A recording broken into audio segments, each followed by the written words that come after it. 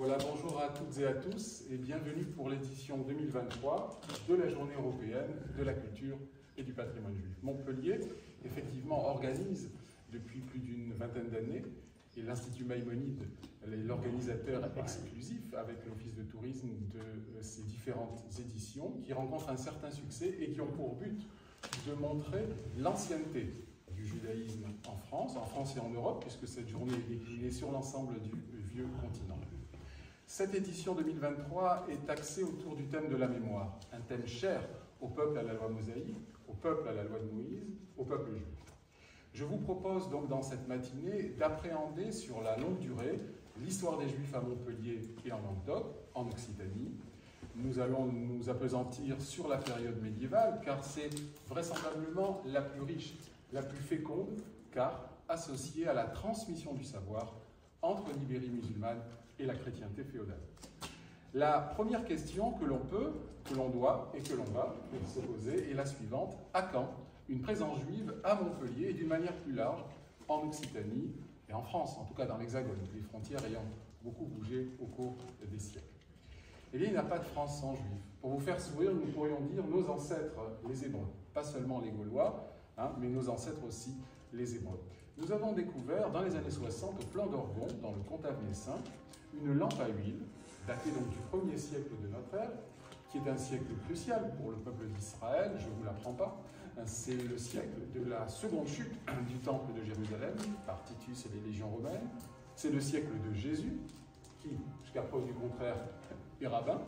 C'est marqué sur la croix, Jesus Nazaratis Rex Iudeorum, Jésus de Nazareth, roi des Juifs. Donc c'est un siècle important pour le judaïsme antique, et ces différents courants qui vont s'affirmer au cours du temps, le judaïsme synagogal, les Juifs de Jésus qui deviendront lentement mais sûrement le christianisme.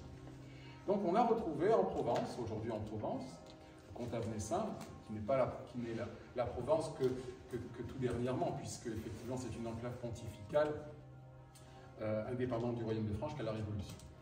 Une lampe à huile avec une menorah, chandelier à 7 branches, candélabre, qui est le symbole premier du peuple juif, qui n'est pas l'étoile de David, l'étoile du roi David, s'est imposée au cours des âges, au cours de la diaspora, mais le symbole premier, c'est effectivement la menorah qui ornait les temples de David et Salomon à Jérusalem, Hirshalom, la ville fondée par le roi David.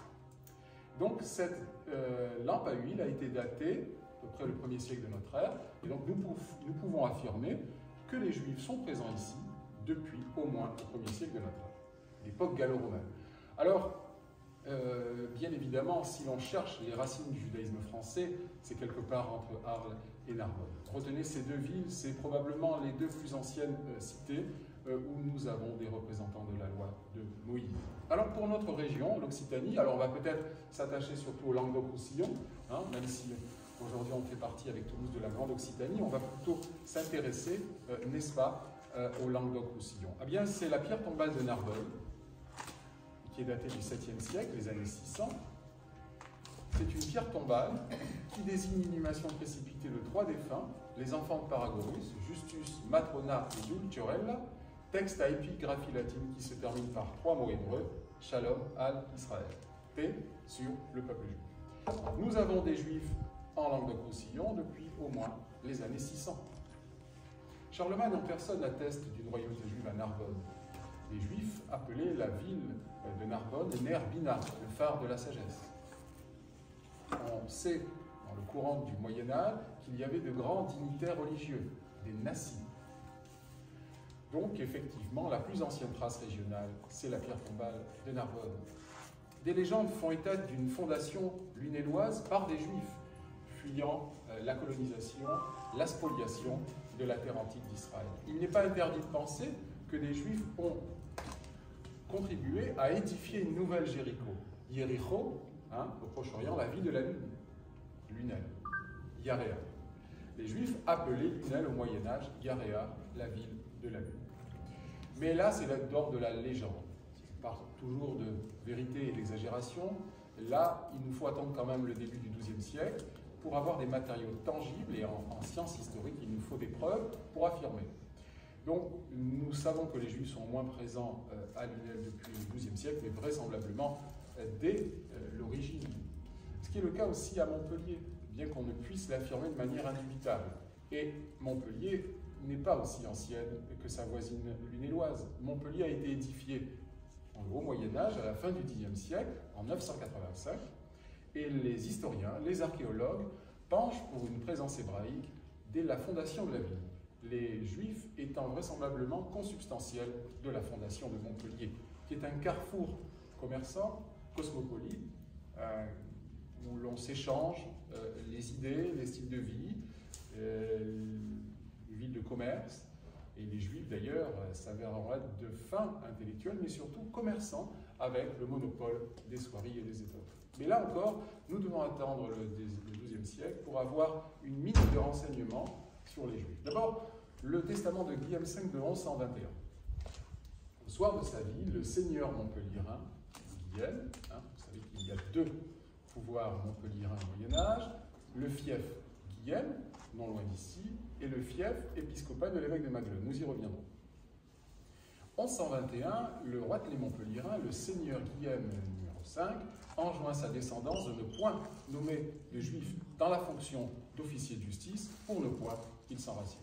C'est une mention infamante, mais qui nous renseigne sur la présence juive. Si il est vrai que par moments, nous avons des images noires de la présence juive ici, de plaintes chez les consuls de mer, où l'on se plaint tantôt de l'insalubrité des lieux, tantôt de la flamboyance de la synagogue, somme toute, Montpellier est une ville tolérante, plus que ses voisines. En tout cas, nous avons, grâce à l'édit de Guillaume VIII de 1181, quiconque d'où qu'il vienne puisse enseigner la physique, la médecine à Montpellier, une signature montpelliéraine d'une ville accueillante, d'une ville tolérante. Les États-Unis avant l'heure, sans anachronisme, ou peu importe ton origine, ce qui m'importe, c'est tes compétences. Et effectivement, les Juifs vont être accueillis, et surtout, dans le courant du XIIe siècle, des Juifs andalous, pétris de sciences aristotéliciennes et de médecine arabe médiévale, qui s'avèrent être des traits d'union fantastiques entre l'Espagne musulmane et la chrétienté féodale. Donc, effectivement, Montpellier est relativement tolérante, et c'est ainsi qu'en 1140, les Juifs qui vont fuir au sud de l'Espagne les avancées almohades, avec Ibn Toumar à sa tête, venu du Maroc, qui prône un islam rigoriste, la lettre sans l'esprit, nous pourrions dire aujourd'hui, un islam rigoriste non étayé par la raison, succédant aux Almoravides qui, sans faire d'histoire apologétique, sans aller trop dans une histoire fantasmée, il y a des rencontres majestueuses entre juifs, chrétiens et arabo-musulmans. Mais ayons toujours à l'esprit que les chrétiens et les juifs étaient des citoyens de seconde zone, soumis au pouvoir arabo-musulman. Mais statut de dhimmi, d'infériorité, d'inférieur, effectivement. Mais voilà, effectivement, nous avons, avec l'arrivée des Almohades, qui donnent le choix aux Juifs, la conversion à la fois mahométaine, le glaive ou l'exil, de nombreux Juifs qui prennent le chemin de l'Exode. Cette internationale andalouse, pour paraphraser Moshe Hillel, professeur à l'Université hébraïque de Jérusalem, qui est vraisemblablement, depuis Gershom Scholem, le plus grand savant en matière de recherche kabbalistique, cette internationale andalouse va essaimer dans toute l'Euro-Méditerranée. Un peu comme si nous avions aujourd'hui une grande diaspora des Juifs américains ou des Juifs français. Il faut avoir à l'esprit que l'Espagne médiévale, bien avant les expulsions de la fin 15e de 1492, est effectivement une place forte du judaïsme euro-méditerranéen. Et donc, une partie de cette internationale andalouse prend le chemin de l'Occident, et notamment chez nous. Mais d'autres prennent le chemin de l'Orient, c'est le cas de la famille Maïmonide. Mais ils vont rester en contact, ces juifs ibériques qui parlent le judéo-espagnol, et par exemple la famille Maïmon, la famille Maïmonide, va prendre le chemin de Fès, ville d'ailleurs jumelée avec Montpellier, puis ensuite Fousta, le Vieux-Caire, où effectivement le fils Maïmon, Moïse, médecin, codificateur de la loi orale, va devenir le médecin du ministre de Salah ad-Din. Et il va rester en contact avec ses coreligionnaires, anciens compatriotes juifs ibériques, notamment des lignages comme les Tibones et les Kimri qui s'installeront, eux, vers le versant occidental. Oui, il y en a d'autres qui préfèrent venir ici même, en Languedoc-Roussillon, vers le versant occidental. C'est le cas, par exemple, des Tibones. Tibone en arabe veut dire la paille. Alors, on voit avec l'onomastique l'origine, arabo-andalouse. Les Juifs, vous savez, n'ont pas de nom. Ils sont définis par l'ascendance, c'est quelque part très beau. Un homme défini par l'ascendance paternelle, une fille par l'ascendance maternelle. Shlomo ben Yitzhak, par exemple, Salomon, fils d'Isaac, ou Sarah bat Rivka, Sarah, fille de Rebecca. Donc c'est pour ça qu'au fil du temps en diaspora, ils ont des noms suivant les zones géographiques de métiers. Par exemple, l'ancêtre de M. Einstein, peut-être travaillait-il la pierre. Des noms de localités, M. Carcassonne, M. Millot, M. Lunel, ou des noms d'ailleurs arabo-musulmans ou berbères. Hein, voilà. Donc effectivement, les Tibones ne veulent pas embrasser la foi mahométane ni mourir, alors ils viennent ici. Ils s'installent à Lunel, qui est une ville importante pour la mémoire juive. 20% de la population est juive au Moyen-Âge. Et ils vont être sollicités par le dirigeant communautaire Meshulam. Là, nous avons des juifs qui, principalement, s'adonnent à la pratique thoraïque et talmudique, hors du judaïsme point de salut. Et ils voient l'arrivée, entre guillemets, de rationalistes, le thème est un peu anachronique, je ne sais pas, et qui parlent différents langages, et qui sont pétris de philosophie aristotélicienne, de médecine arabe médiévale, et ils suscitent la curiosité donc, des locaux. Et notamment, ils sont curieux du livre de Maïmonide, l'opus magnum, le Moré Nebuchim, Dalalat al-Hayrin, guide des perplexes, guide des égarés, Moré Nebuchim en hébreu, Dalalat al-Hayrin en arabe, guide des perplexes, plutôt que guide des égarés, mal traduit en français, qui est un traité arabe sur la forme et un livre éminemment juif sur le fond, qui entendait concilier l'inconciliable pour l'époque, la foi et la raison, les raisons du cœur et de l'intelligence. Et effectivement, nos juifs ici ne parlent pas l'arabe, car il a été écrit en arabe. Ah bon? Et donc, les juifs avaient le droit, en terre d'islam, d'écrire en arabe, la langue du prophète. Par exemple, contourner cette interdiction en Maïmonide, en le rédigeant, on est avant l'imprimerie, en arabe avec des lettres hébraïques, ce sont deux langues cousines. Alors, ici, nos juifs lunélois n'arrivent pas à le lire. Et donc, ils vont solliciter le président Meshulam et Yosef Nathan Cohen, la famille Tibon, venue d'Espagne, très intellectualisée, pour qu'ils traduisent de l'arabe avec des lettres hébraïques en hébreu, cet opus magnum, qui, l'histoire le montrera, a été écrit pour des happy few, la masse n'ayant pas saisi la substantifique moelle, effectivement, de cet ouvrage. Donc, l'année même de la mort de Maïmonide, qui au soir de sa vie est à Fès, est au Caire, pardon, à Fousta, est fini d'être traduit ce guide des perplexes de l'arabe avec des lettres hébraïques en hébreu. Et 26 ans après sa mort, nous aurons des controverses en deux temps, les controverses maïmonidiennes, nous y reviendrons tout à l'heure, controverses qui effectivement ont opposé deux courants judaïques, chacun sincèrement convaincu d'œuvrer dans l'intérêt de la religion d'Israël, et pour faire simple, les rigoristes et les rationalistes. Les Juifs à Montpellier donc sont là depuis le XIIe et resteront jusqu'au XIVe, jusqu'au moment des édits d'expulsion des monarques français. L'intermède aragonais et mallorquin, espagnol, en 1248 à peu près, est un intermède peut-être plus accueillant et tolérant pour nos Juifs, mais effectivement, avec les rois de France, nous aurons les différentes expulsions. 1306, une première par Philippe le Bel, 1394, une dernière fois par Charles VI, et les dernières poches résiduelles de Juifs seront effectivement, entre guillemets, nettoyées, et nous n'aurons plus de Juifs, sauf des cas de crypto-Juifs, jusqu'à la Révolution française. Il y a une absence de Juifs en France, c'est pour ça qu'on a d'autant plus de mérite de découvrir, comme le mikvé de Montpellier, des vestiges archéologiques, alors qu'en Allemagne, on a une présence continue. Mais retrouver un mikvé, nous allons pouvoir l'admirer, c'est une prouesse, car effectivement, il a échappé aux rugosités du temps et il n'a pas été détruit entre le XIVe siècle et le XXe siècle, période à laquelle il a été retrouvé. Alors, je développerai un peu plus sur l'histoire tout à l'heure. Vous dire que nous avons donc des Juifs aux alentours qui vont sûrement vivifier la communauté juive montpelliéraine. Je parlais des Juifs commerçants, monopole des soieries et des étoffes. Les Juifs sont soumis à un certain nombre d'interdictions par le pouvoir chrétien. Ils ne peuvent pas cultiver la terre pour pas qu'ils s'enracinent. Et c'est un paradoxe, car le peuple juif antique est un peuple de bergers, d'agriculteurs, de poètes, de guerriers. et pas un peuple d'argent. Mais l'Église va obliger les Juifs à s'occuper des affaires d'argent. Ça renvoie à la traîtrise de Judas. Et c'est ainsi que ce lien ténu entre les Juifs et l'argent perdurera jusqu'à aujourd'hui, puisque c'est vraisemblablement le fantasme antisémite numéro 1.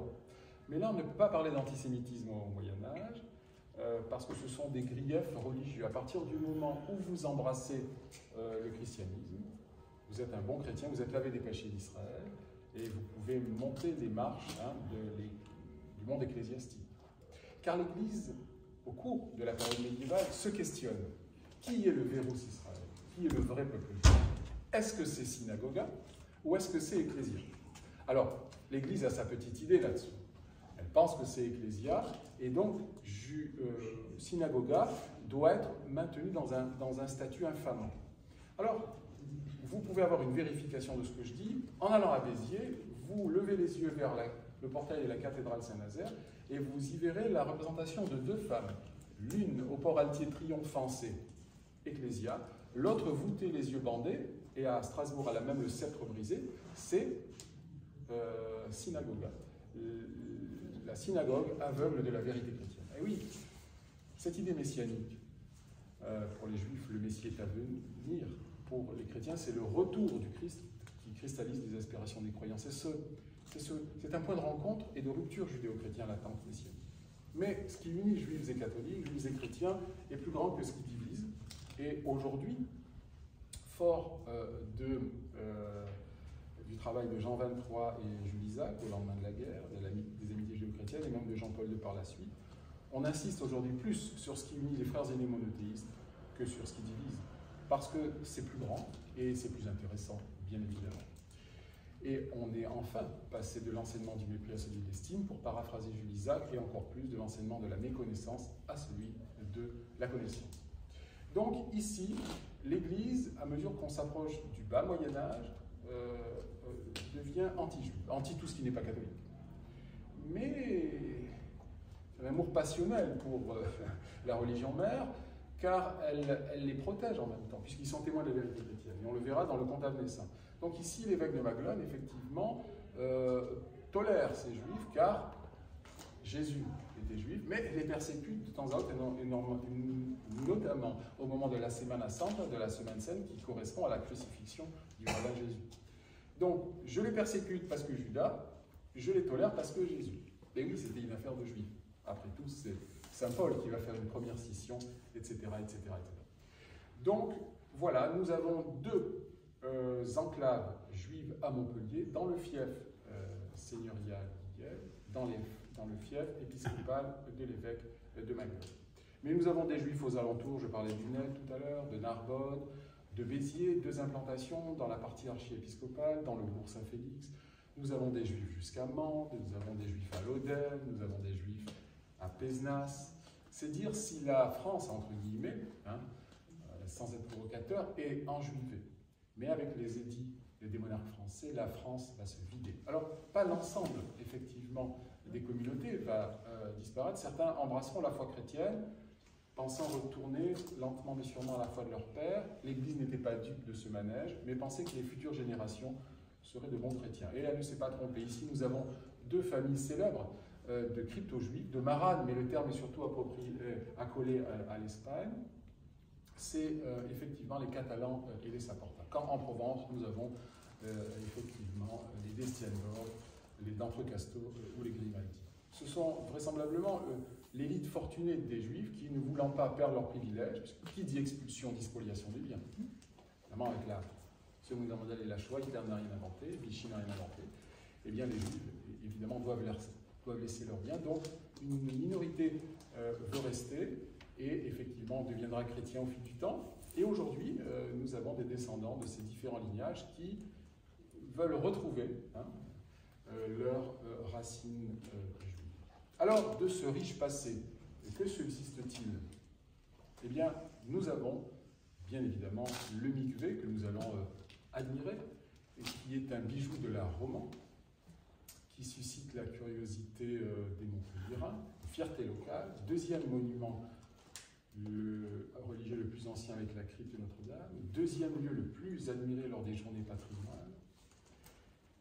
il a échappé donc aux outrages du temps, il est toujours caché, il est toujours licite, et il a été effectivement découvert au début des années 80 grâce à des historiens, des archéologues, la municipalité, Georges Frêche, je vais y revenir, et il est à souligner la lucidité de cette municipalité, de Georges Frêche à Michael Delafosse, qui a acquis, lorsqu'il était adjoint avec Madame Mandrou, un marzor, un recueil liturgique pour la grande fête de Ticherie, donc c'est un apport livresque. Il est à souligner la lucidité de la ville de Montpellier, qui a toujours voulu faire la lumière sur ses racines hébraïques. Et Montpellier était récompensé puisque ce mikvé n'avait pas été détruit, n'a pas disparu. Alors, ce mikvé, nous allons le découvrir, nous allons le présenter en 2 mots rapides pour finir cette première partie. Mikvé en hébreu veut dire agglomération des eaux, réunion des eaux. C'est un principe important dans la foi juive que d'aller au mikvé. Et nous avons cette symbolique de l'eau dans les grandes religions monothéistes. Le baptême, l'eau bénite chez les chrétiens, ça coule de source. Ce n'est que le prolongement, la continuation de effectivement ces obligations. Il a été donc découvert par des historiens, par la municipalité et inauguré par Georges Frêche, ancien député-maire de Montpellier, et René Samuel Sirat, grand rabbin de France. Et il leur importait à tous les deux effectivement cette inauguration, car outre le côté institutionnel de leur fonction, ils étaient aussi universitaires. Georges Frêche était professeur de droit et de droit humain à la faculté, et effectivement René Samuel Sirat était également professeur à l'INALCO à Paris. On va donc finir cette première partie et nous allons maintenant descendre, remonter le temps pour admirer ce haut lieu de la mémoire montpelliéraine. Haut lieu, mais en fait vous verrez que c'est Michael, si tu me permets, je voulais te signaler mes dernières recherches sur le grand et le petit Thalamus, où j'ai été surpris de voir que tout le pâté de maison, y compris la rue Baralerie, portait mon nom.